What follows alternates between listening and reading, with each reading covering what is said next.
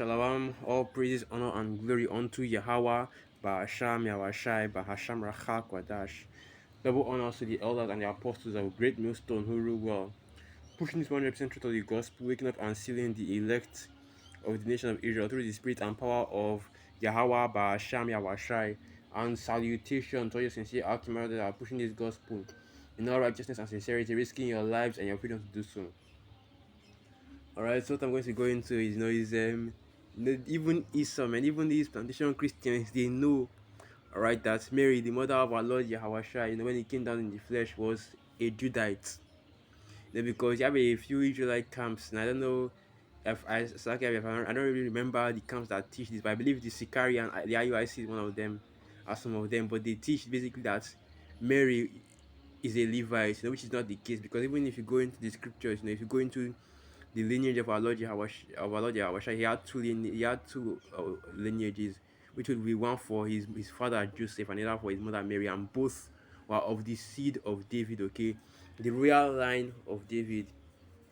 Okay, so this is just a little a little commentary on that. He's giving his commentary because a lot of these Protestant Christians out here, they already have this breakdown. They already have this understanding that okay, that the virgin that's I almost said Virgin Mary there. Anyway, but that Mary, well, she was a virgin. She was a virgin because they were going into the root of the word, and I also touch on that as well. But that Mary was of the seed of Judah. She was a Judite. Okay, both of Yahushai's parents were Judites. So let me just read this article. Let me just read this commentary, right? Yeah, this is basically an answer to a question. Was Mary from the tribe of Judah or Levi? And it reads, we know that Mary's relative Elizabeth was from the tribe of Levi. Okay, and it goes into some of the precepts that go into that. Luke chapter 1 verse 5 and Luke 1 verse 36, showing you that Mary actually had a relative that was of that that was of the tribe of Levi. And I continue. But this doesn't mean that Mary was from Levi. The most obvious meaning of relative here, given the age difference between Mary and Elizabeth, and it goes into an explanation for why Elizabeth will be considered Mary's relative. Which of course all Israelites are relatives to each other, but more, this the Elizabeth and Mary had a closer um bloodline relation than that she would with say somebody that was of another say something that was even of the tribe of Judah, that wasn't a part of her immediate family or the extended family.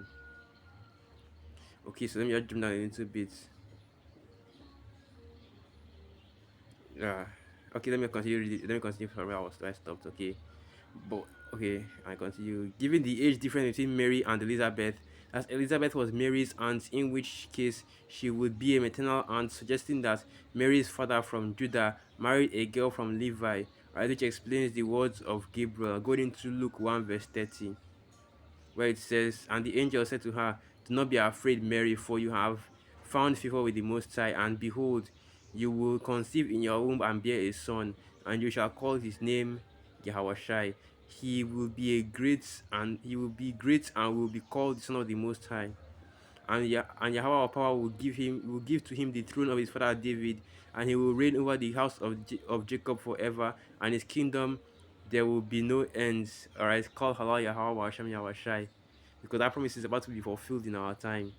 And Mary said to the angel, how will this be, since I am a virgin?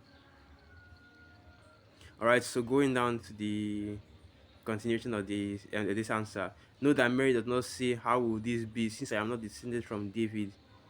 This then brings us to two family trees, which is immediately puzzling, because Matthew says Joseph's father was called Jacob, while Luke appears to say his father was called Heli.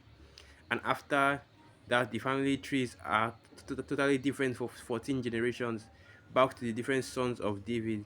So we have two family trees, but Joseph cannot have two fathers. Okay, so let me go to that precept. Let me bring that out personally. That is Matthew the first chapter, going into the bloodline of Joseph, bloodline of Joseph, Yahushai's biological father when he was on the earth. I should preface that because this was during the time when our Lord Yahushua was on the earth. Okay, as of now, this does not stand anymore because right now he is in his glorified state, as the Son of the Most High. Okay, so he's not going to be in the kingdom. You're going to be looking for Yahushua's father. Talking about, say, you want to find Joseph or you want to find Mary, Yahushua's mother. That's not, no, that's not that's it's not going to be there's not going to be a situation like that where you can trace where if Joseph and Mary come back in the kingdom, that they will still be Yahushua's parents, because that's not what we're going to have in the kingdom, right? He's going to be above all Israel, including these people that he was born to. Okay, they might have been born of them, but they are not on his. They might have been his parents when he was on the earth on this side, but they're not on his level. Okay, so let me keep going. So let me go down to this is the genealogy of our Lord Yahushua, starting from Abraham, through David, through Solomon, all right, all the way to Joseph. All right, so let me start from Matthew 1:7. And Solomon begat Rehoboam, and Rehoboam begat Abia, and Abia begat Asher, and it goes down the line of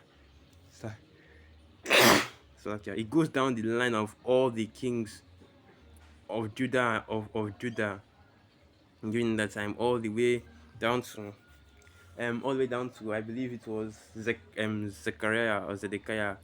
So I can't remember the exact king that was taken captive into Babylon. I think it actually mentions it here. Okay, it doesn't mention it here.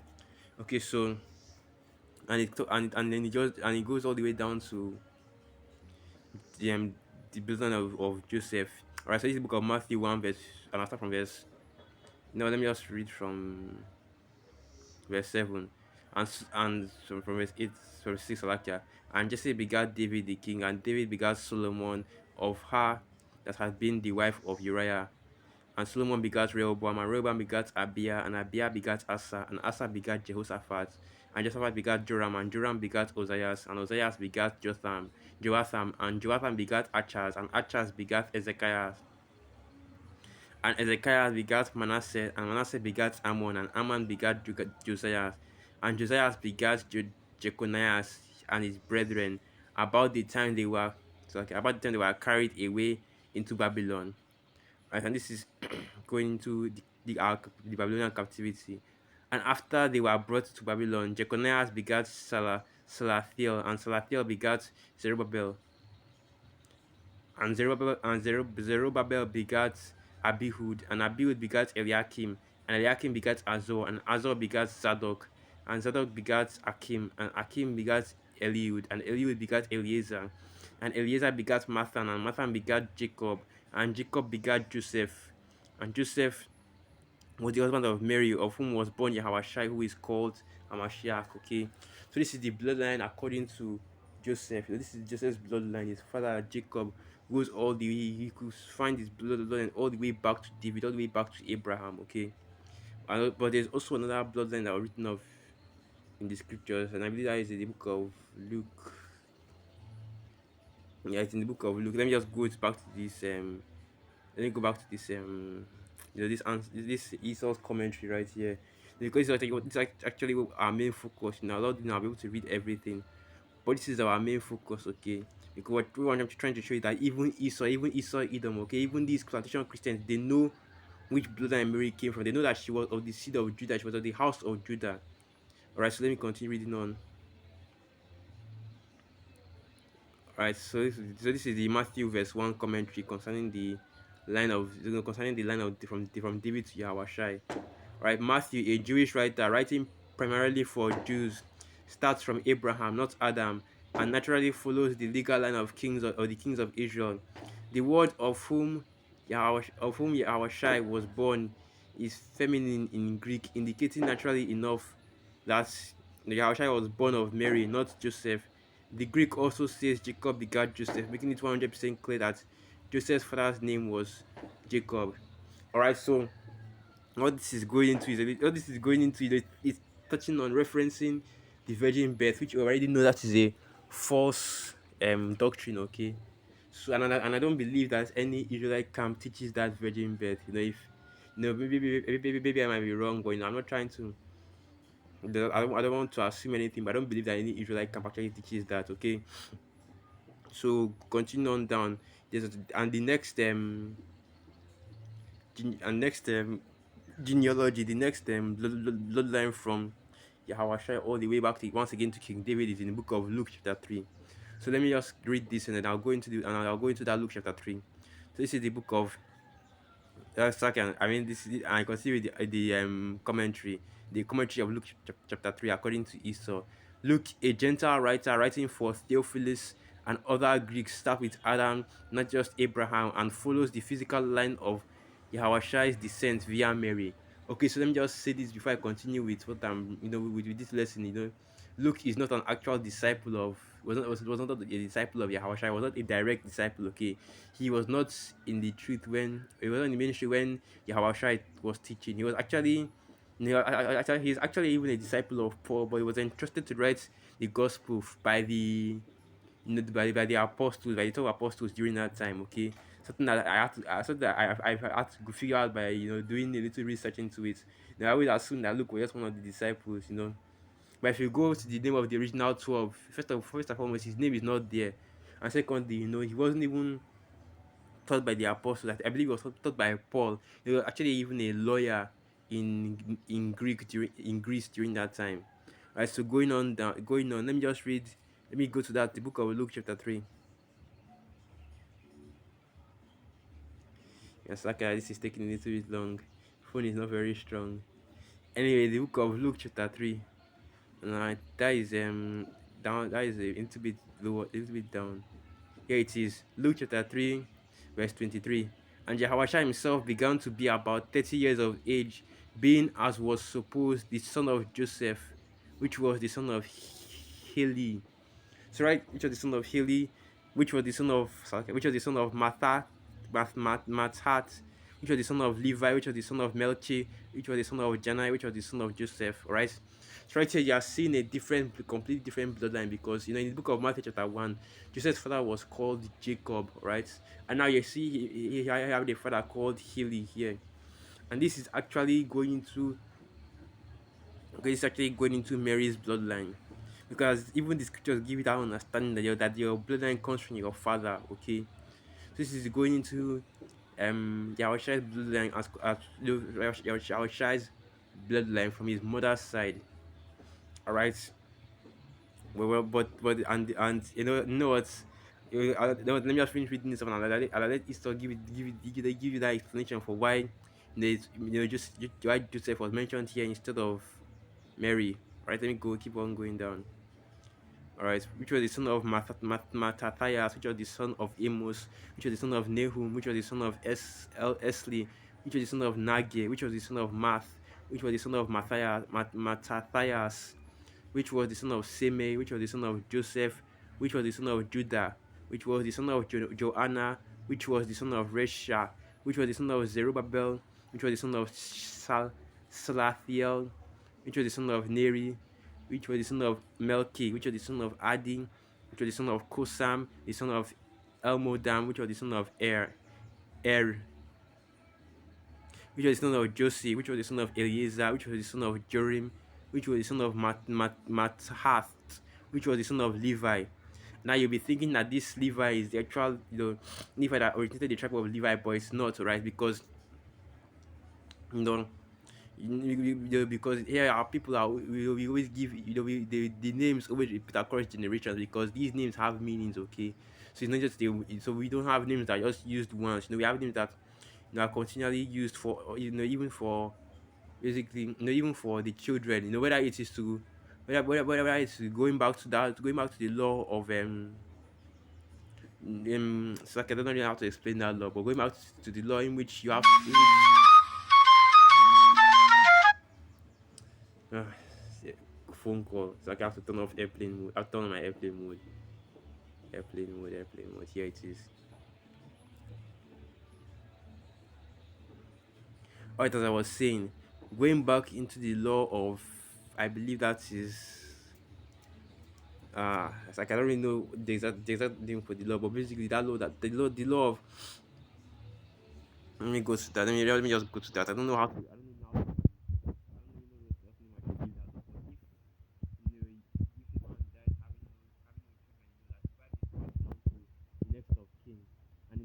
he has to fulfill, like, what they call it, they fulfill the duty of his kingship, something along those lines.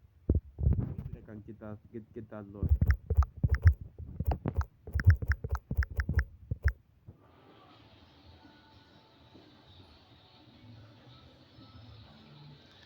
Yeah, yeah, it is. No wait, no wait, no wait. That this isn't this.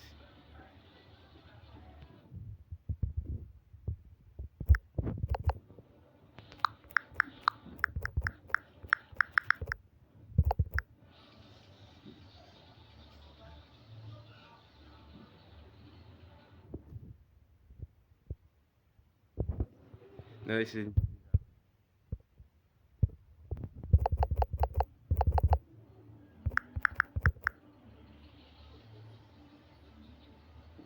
Okay, yeah, it is. Yeah, it is. No wait, no wait. This isn't it. This isn't it. Sakya. Got the wrong. Exactly. This is in the book of. This is in the New Testament. I have to be ready for a minute. I have to get my Bible. I have to get my. Yes, okay. That's precept I was looking for. That is. I have it right here in my physical Bible right now. Okay, the book of Deuteronomy 25. Let me just quickly read it. Yeah, let me just quickly read it. Let me not go into it in the bullet. Deuteronomy 25 from verse 4. No, sorry, it's okay from verse 5. Deuteronomy, so this is the book of Deuteronomy 25, verse 5. If brethren dwell together and one of them die and have no child, the wife of the dead shall not marry without unto a stranger. Her husband's brother shall go in unto her, and take her to him to wife, and perform the duty of an husband's brother unto her. And it shall be that the firstborn which she beareth shall succeed in the name of his brother which is dead, that his name be not put out of Israel.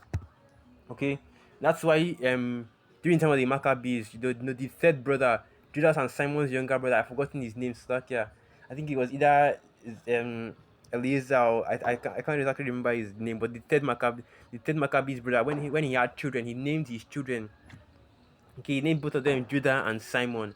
Going back to because of this law, because his brothers did not have any children in Israel. Okay, so but their name had to be continued, especially for the mighty work that they did for our people.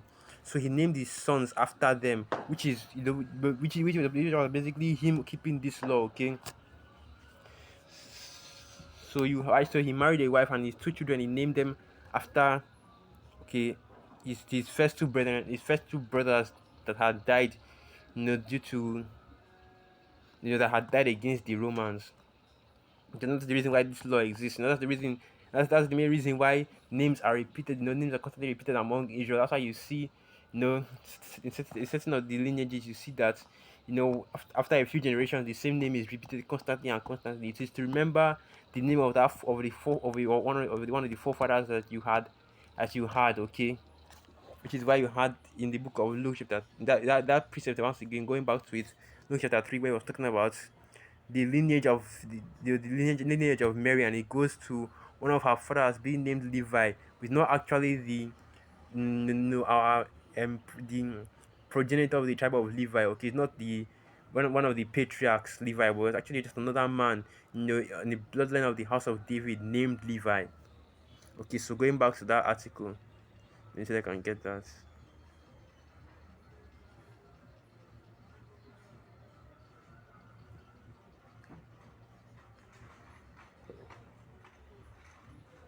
So going back to that article, now we have seen that, okay, okay, Mary and Joseph, they had two distinct bloodlines, all going back to the house of David. They were both Judites. Okay, so this is what this commentary says concerning that. Joseph was son-in-law of Haley, not son. And when Luke says of Haley, he means Yahushua, the son of Mary, daughter of Haley. Now you see that they're trying to slowly nudge the whole situation into the virgin birth. They are basically trying to remove Joseph's involvement in Yahushua's birth and focusing on only Mary. Making it seem as though Mary conceived and gave birth to Yahushua alone, but that's not the case, because even the scriptures will tell you that Joseph is Yahushua's biological father. Okay, that he was born through the act of childbirth. That he was born through the act of sex. Okay, meaning that is seeing that seed was put into Mary, and that seed was the seed of Joseph, which is the seed of the house of David. Okay, so let's see.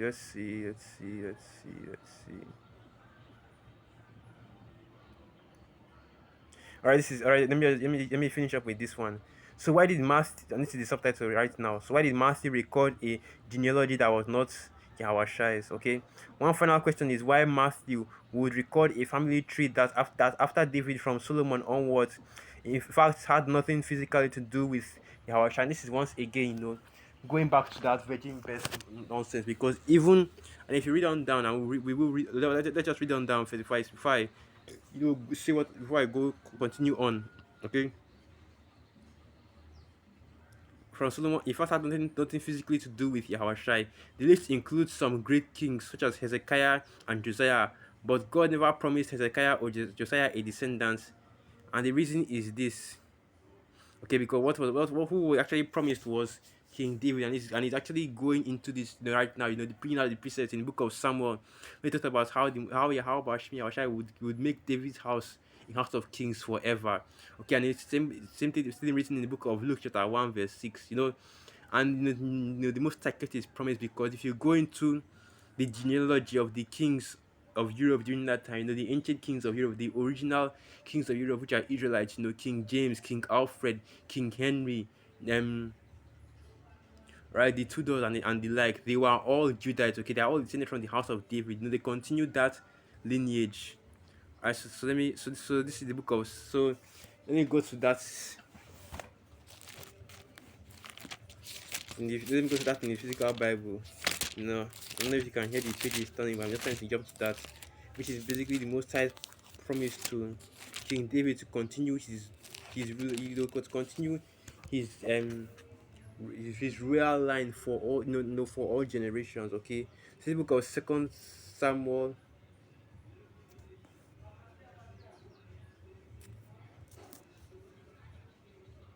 Second Samuel 7 verse 12. And when thy days be fulfilled, and thou shalt sleep with thy fathers, I will set up thy seed after thee, which shall proceed out of thy bowels, and I will establish his kingdom.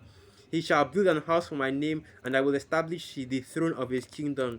I will be his father, and he shall be my son. If he commits iniquity, I will chasten him with the rod of men, and with the stripes of the children of men. So what you see right now is that the Most High has promised, right, David, that he would have a son, that he would bear a son that the Most High would give rulership over to, that he would establish that his kingdom forever, and that son was Solomon. And we know through the understanding of the scriptures that Solomon was in a past was reincarnated as Yahushai. It was that Yahushai, or rather that Yahushai was reincarnated as Solomon, which is why his kingdom was so great, and which is why when he went off, he wasn't punished by Yahushai, because all the punishment that he would that he would receive as Solomon, he received it as Yahushai. Because even the scripture said that Yahushai paid for his sins as well as ours. Okay, that is in the book of Hebrews. Let me go to that.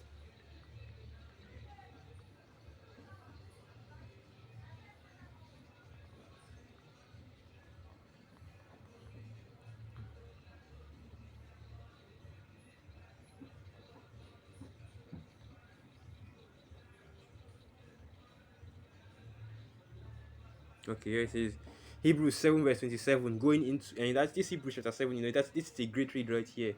This is going into how Yahushua had fulfilled basically fulfilled the priesthood. He had become the number one priest for Israel out of the priestly order of Melchizedek, and he had become the number one sacrifice for our people, which is why we no longer need to give sacrifices anymore, because he was the one living sacrifice through which through his sacrifice, okay, we can be saved. Through his sacrifice, we can ask for forgiveness from Yahweh Bashim Yahushai, okay. And this is the book of Hebrews 7, and I'll start from verse 24. But this man, because he continueth ever, hath an unchangeable priesthood, wherefore he is able to save them to the uttermost that came unto the Most High by him, seeing seeing he, seeing he ever liveth to make intercession for them. For such an high priest became us, who is holy, harmless, undefiled, separate from sinners, and made higher than the heavens, who needeth not daily as those high priests to offer up sacrifice, first for his own sins, and then for the people's. For this he did once when he offered up himself. Alright, so there's no need for us to be constantly, there's no need for us to constantly be putting up animal sacrifices anymore in order to, in order to make sacrifice for our sins anymore. All we just need to do is to make our bodies a living sacrifice by going out into the highways and byways and doing these lessons, doing these sit downs. Because yeah, our Shai had already done the sacrifice for us by doing it once.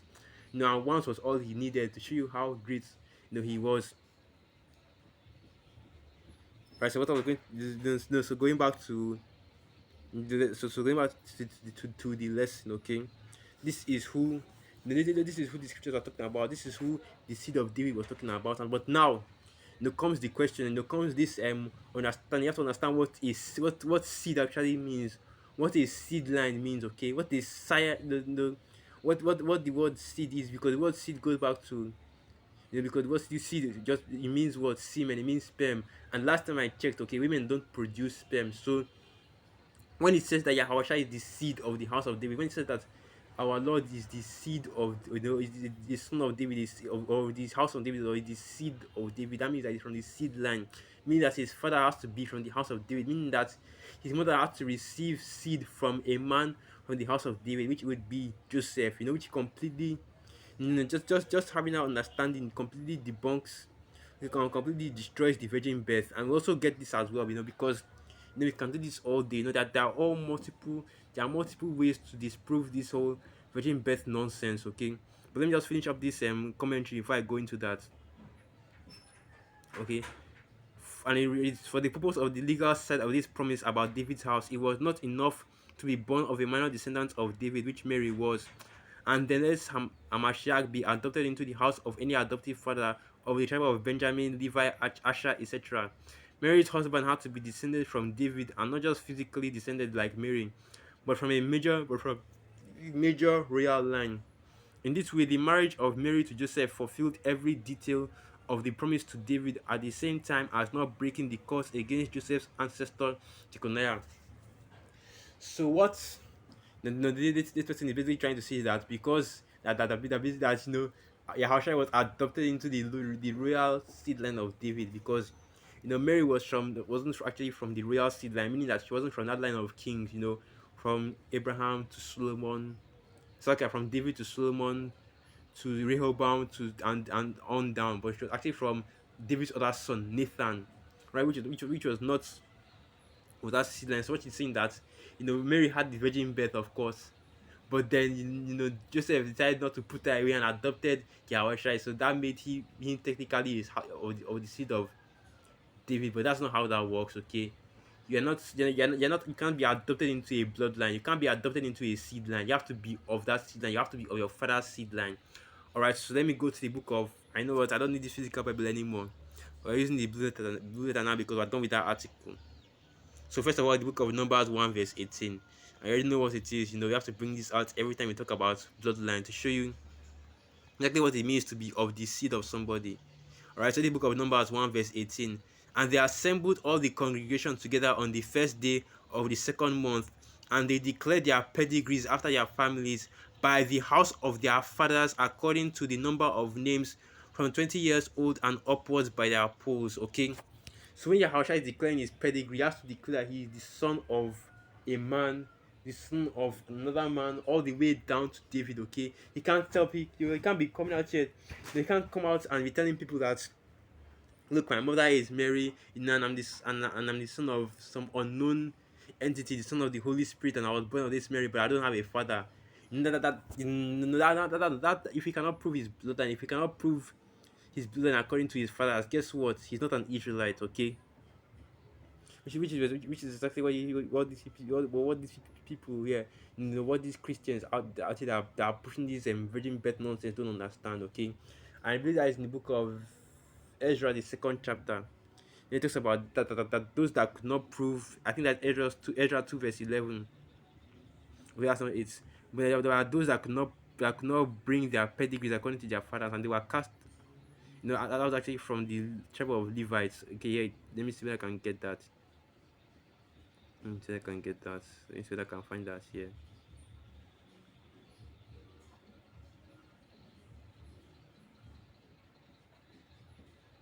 Here it is. Look of Ezra chapter 2, and I'll start from 61. And the children of the priests, the children of Habiah, the children of Kos, the children of Barzillai, which took a wife of the daughters of Barzillai, the Gileadites, and was called after their name. These sought their register among those that were reckoned by genealogy, but they were not found. Therefore were they as polluted, put from the priesthood. Okay. So Allah Yahweh is a priest, meaning that he had to have a father, and not just any father, but a physical father that was an Israelite. He came down in the flesh, okay? Going to the book of John, the book of John, it tells you that what the word was made flesh. Now, if a man is born of only a woman, and let's go to that, let's go to it's okay, let's go to that. Let me go to that, because even King Solomon, which you have that understanding that King Solomon was Yahweh in the reincarnation, even he said that I believe that is but that is wisdom of Solomon. Chapter 7, let's look at the verse again. But even he explained how men are born. He explained, the way that men become, the way that men are born into the earth, and in this explanation, there was no part that said that that you can be born of only a single woman and still be considered a man. You'll still be considered, you know, a regular human. Okay. This is the book of wisdom of Solomon 7 verse 1. I myself also am a mortal man, like to all, and the offspring of him that was first made of the earth, in other words, of the seed of Adam. And in my mother's womb was fashioned the flesh in the time of 10 months, being compacted in blood with the seed of man. Okay, that's what you need in order to conceive and give birth. The seed of a man, in other words, the sperm of a man. Okay, so Joseph, that self-same Joseph that people are saying is the adoptive father of Yahweh, that saying that, oh Yahweh was given by a virgin birth, completely breaking down Isaiah 7 verse 14 is wrong. I'll give that as well. Okay, it's the seed of a man. Let me continue on that. Let me continue on again. Wisdom of Solomon 7 verse 2. And in my mother's womb was fashioned to the flesh in a time of 10 months, being compacted in blood of the seed of man, and the pleasure that came with sleep. And when I was born, I drew in the common air and fell upon the earth, which is of like nature. And the first voice which I uttered was crying, as all others do. All right, so once again, now let me, I have to go get that in the blue letter because I'm actually going to go into that word. Okay,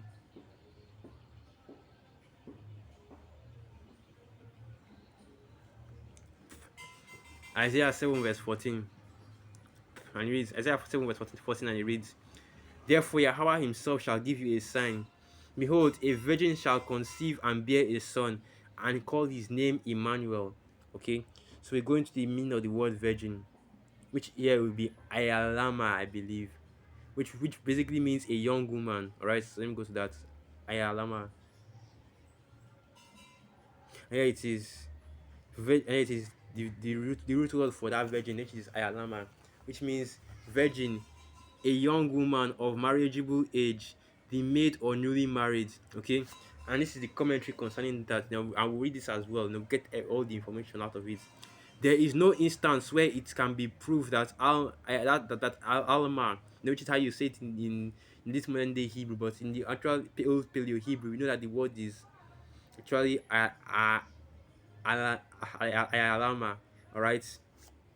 Okay, once again, there is no instance where it can be proved that Alma designates a young woman who is not a virgin. The fact of virginity is obvious in Genesis 24 verse 43, where Alma is used of one who was being sought as a bride for Isaac. Okay, what she's basically telling you is that during that time, during the ancient times, once if a woman was under a certain age, she was automatically seen as a virgin. Okay, which I'm using the very time I'm speaking of the modern description. A young woman was automatically seen as a virgin, meaning that she had never been she had never had sex with anyone. She had never been touched by any man. Okay, and this Genesis 24 verse 43 is speaking about when Isaac met Rebecca.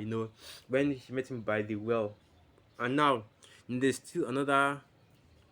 Let me go to that. There are two ways in which there are two ways to refer to a virgin. This ayalama just simply means a young woman. Okay, and there's another one. Let me go to that as well. there's another one which the word is okay, the one for sin. Which the word is baswala, which means which is the one which is the word that we use today for not for no for virginity, which is basically a woman that has never been touched. And you know what I'm asking, let me just say this, okay? um oh yeah, a man can't be a virgin, okay, because the word virgin is it's a feminine word. It's only used to refer to women. In other words, young women or women that have never had sex before, okay. So the idea of this whole virgin males thing, that's just more of Esau's that's just more of Esau's madness, more of his crazy ass doctrines, okay. So this is the other word used in the other word used to refer to virgins, which is Bathwala. I know the apostle Ariala, he always goes into this whenever he talks about the virgin birth. You know how there are two different words, Ayalama and Bathwala, but the word that was used in Isaiah 7 verse 14 was Ayalama, meaning a young woman, and this Bathwala means untouched, okay. Here it is. And just the definition is just virgin maid, maiden, okay. Baswala, and this is the strong definition. Baswala, feminine passive participle of an unused root meaning to separate a virgin from her privacy, sometimes by continuation, a bride, and also figuratively, a city or state made virgin. Right, so this Baswala was not the word that was used to refer to the prophecy of the prophecy of the Virgin Mary giving birth, okay. And I use virgin in the sense that she was just a young woman, okay, not somebody that had never had sex before, okay, because we understand that Joseph went in on, you know, and Joseph had to have sex with her to either to give her that seed, to not give birth to Yahweh. All right, so basically, this lesson was just talking about how even he knows that Yahweh is of the tribe of that's all right. The Mary is of the tribe of Judah. So what's up with these other Israelite camps talking about how she's of the tribe of Levi? And once again, I believe. I'm not saying that. Don't quote me on this, okay? I'm not sure. I'm not actually sure about this. Whether the Sikari actually teaches this, but I believe that they teach that the Mary is of the tribe of Levi, which is actually false. And even Esau knows that Mary is not a Levite, okay, that she's a Judite, and both Joseph and Mary are Judites. And we know that Joseph's bloodline, which is which is Yahweh's true bloodline, is the bloodline from David, is the bloodline of the kings of Israel. Right, and another way that you know that the virgin birth is false is that even after Mary had conceived Yahweh, you would think that Joseph would not go in onto her if Joseph was not the true father of Yahweh because of adultery and the like, because going into a woman that has already been dealt, going into a woman that has already given birth and has already received another man's seed, and that would basically be adultery. But here Joseph went in onto her again and had more children. I believe three, I believe four males and four females. Don't quote me on that. I don't remember the exact amount of brethren that Yahushua had, but we know that Yahushua had actually had brothers, and two of them were actually in the truth, James and John, I believe. Yeah, and I can go, and we can actually go and get that. Wait, talks about that. Book of James, chapter 1. Wait, no, wait, this isn't it. Saga, I went Saga. That isn't it. I meant Jude. I meant Jude.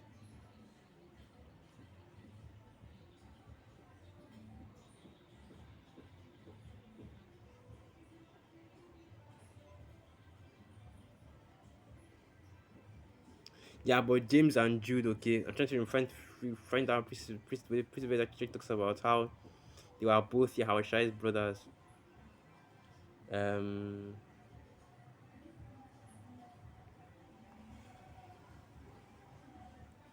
I can't remember where it was put. So let me just type it down.